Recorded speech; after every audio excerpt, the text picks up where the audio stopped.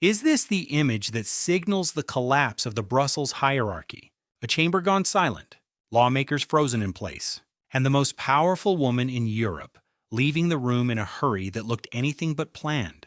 Just minutes earlier, inside the European Parliament in Strasbourg, something happened that has never happened before. Ursula von der Leyen, President of the European Commission, did not complete her speech. She didn't pause for applause. She didn't wait for questions. She didn't even attempt to regain control of the room. She gathered her papers, her expression drained of color, unreadable, and she walked out. So ask yourself this: what could force the so-called Queen of Europe to abandon her own podium? The cameras captured everything, every second, every reaction. But almost immediately, the mainstream feed began to fracture, cutaways appeared, commentators stumbled, and the narrative dissolved into confusion. Inside the chamber, the mood flipped instantly. What had been routine bureaucratic monotony turned into raw panic. This was not a medical emergency. It was not a security breach. No alarms, no evacuation. What happened was far more dangerous. It was a document, a single document, a specific data set, and it was placed on the podium by one man, Viktor Orban. Now here's the detail most outlets are refusing to focus on. As Ursula von der Leyen retreated from the floor, Viktor Orban was smiling, calm, controlled, almost satisfied. Why, what did the Hungarian Prime Minister have in his possession that couldn't be argued away, couldn't be spun, couldn't be answered with words, only with flight? This was not political theater. This was fear. This was the unmistakable scent of a cover-up unraveling in real time. For years, we've heard whispers about backroom deals in Brussels, about undocumented text messages, about emergency funds that vanish into the labyrinth of EU institutions and never quite arrive where they're supposed to. Billions of euros moving through opaque channels, shielded by complexity and silence. Today, it looked like the dam finally cracked. So let's slow this down, because if you blinked, you missed the moment that changed everything. To understand why Ursula von der Leyen fled that chamber, you need to rewind exactly 3 minutes before she stood up. The session opened like hundreds before it. A formal debate on the 2026 budgetary framework, dry language, prepared remarks, nothing that would normally trigger global shockwaves. Then Viktor Orban took the floor. He didn't bring a speech. He brought a dossier, a thick, black binder, no logo, no flourish, just a label on the front, written in stark block letters, the shadow budget. This was not spontaneous. This was an ambush, cold, calculated, and devastating. Orban didn't raise his voice. He didn't accuse. He spoke slowly, deliberately, with a calm that felt almost surgical. He addressed the presiding officer and cited Article 325 of the Treaty on the Functioning of the European Union, the clause dealing with fraud against the Union's financial interests. That alone shifted the energy in the room. Then he introduced a number, 2 billion. He called it a ghost transaction.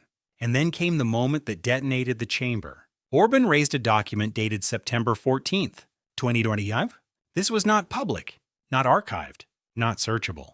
It was an internal memo from the Budgetary Control Committee, leaked. And then he asked a single question, looking directly at Ursula von der Leyen.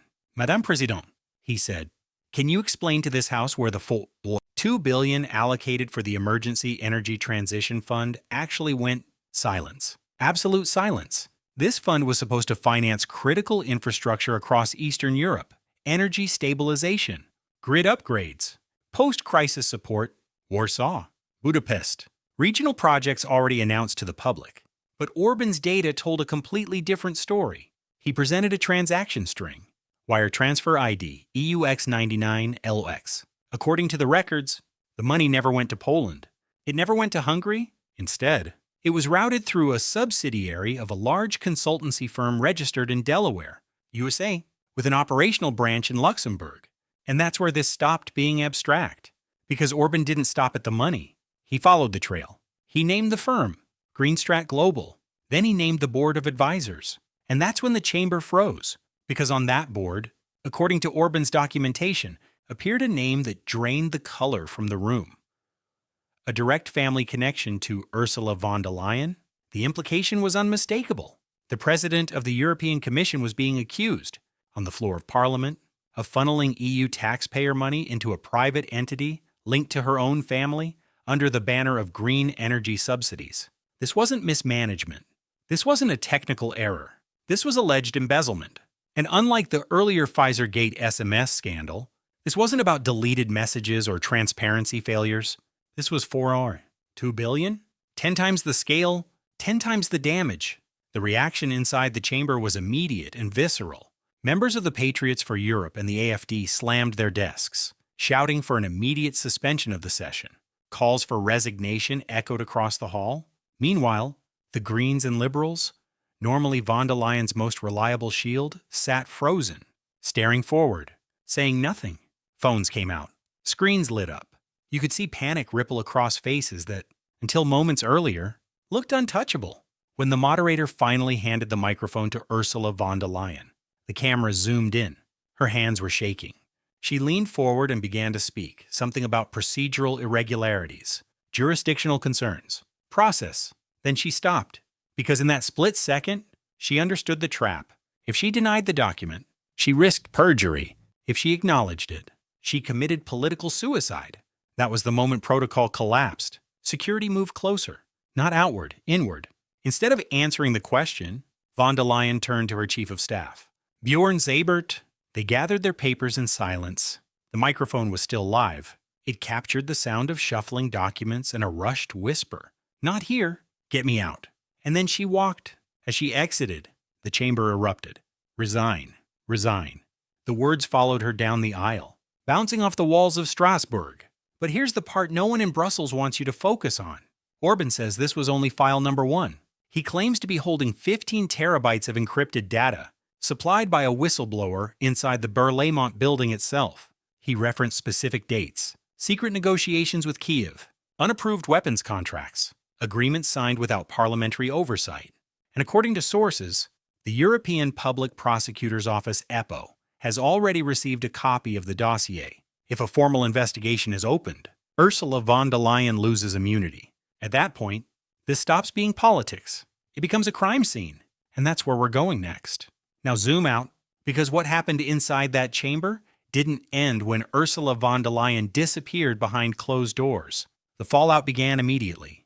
Within minutes, internal security protocols at the European Commission headquarters were activated. Entire floors of the Berlaymont building were locked down. Scheduled press briefings were quietly canceled without explanation. Staff were told to stand by. Phones stopped ringing. Emails went unanswered. And then the markets reacted.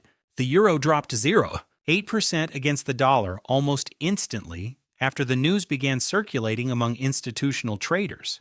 That kind of movement doesn't happen because of rumors. It happens when people with access to real information start hedging against instability. The markets understood something before the public did. European leadership was suddenly in question. Hours passed, then more hours, and still nothing. No press release, no denial, no clarification. In high-stakes politics, silence is not neutral. Silence is strategy. And sometimes silence is an admission that there is no safe response. Ask yourself this: if Viktor Orban's documents were fabricated, if the transaction trail was fake, if the alleged memo never existed, how fast would Brussels normally react? Minutes, not hours, not days. Instead, what we saw was a vacuum, a leadership void at the very top of the European Union. And that raises a far more dangerous issue than one individual scandal. Because if even part of this $2 billion diversion is proven to be real, the consequences are seismic. How do governments like Germany, France, or Italy justify austerity programs, energy taxes, and cost of living sacrifices to their citizens while the highest office in Brussels is accused of routing public funds through offshore-linked consultancies? How do you tell families to tighten their belts while billions allegedly disappear into a shadow structure no one voted for? This is how institutions fracture. This is how legitimacy collapses. We are staring at the outline of a constitutional crisis. If the president of the European Commission is formally investigated under criminal suspicion, the pressure will not stop with her resignation. The entire College of Commissioners could be forced to step down. Legislative momentum freezes. Funding pipelines stall. Policy frameworks grind to a halt. Aid to Ukraine pauses. The Green Deal stalls. Emergency budgets get stuck in limbo. And while all of this unfolds, notice something else. Turn on mainstream news. What are they talking about? Weather patterns, local sports, Minor political soundbites. Strasbourg barely exists in the headlines. Why? Because this story is radioactive. Because it validates something many people in power hoped would never be proven. That the EU's complexity isn't just bureaucratic, it's protective. Protective of insiders. Protective of systems that operate beyond public accountability. And here's where the narrative gets even more uncomfortable. Figures like Viktor Orban have long been dismissed as disruptors, as populists, as enemies of European unity. But what if, just this once, he isn't tearing the system down? What if he's exposing it? That's the question echoing behind closed doors right now. Is Orban trying to burn the house down, or is he holding the fire alarm? And then there's the geopolitical timing, a resurgent populist wave across Europe, growing skepticism towards centralized authority, and looming over all of it, the renewed global influence of Donald Trump, someone who has openly criticized EU leadership structures for years. If Orban's data holds up, this becomes more than an internal European scandal. It becomes a global narrative shift, because it suggests that the so-called globalist order isn't just flawed, it's vulnerable. And now, the ultimate questions remain unanswered. First, is this the end of Ursula von der Leyen? Can any political leader survive allegations of this magnitude, involving specific dates, transaction IDs, and alleged family connections?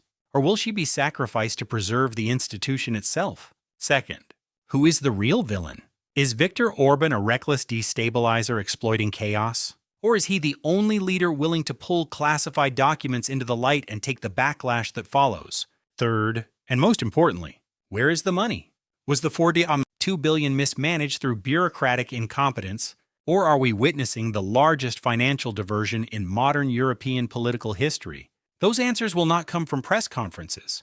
They will come from investigations, from leaked files, from courtrooms, and from the reactions of people in power who suddenly realize the public is watching far more closely than before.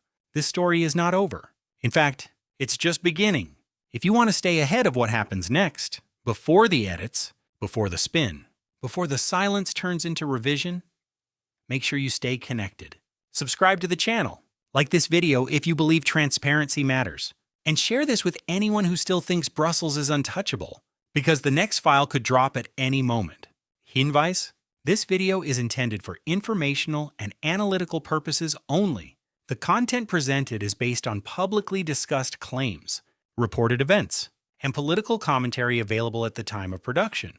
Some details may be incomplete, disputed, or subject to future clarification as official investigations, statements, or legal proceedings continue. This content does not assert guilt, legal responsibility, or verified criminal conduct. Viewers are encouraged to consult multiple reputable sources, official documents, and primary reporting when forming their own conclusions. The channel does not promote misinformation, defamation, or violations of YouTube community guidelines. If any factual inaccuracies are identified, they are unintentional and will be corrected accordingly. Critical thinking is essential. Transparency matters.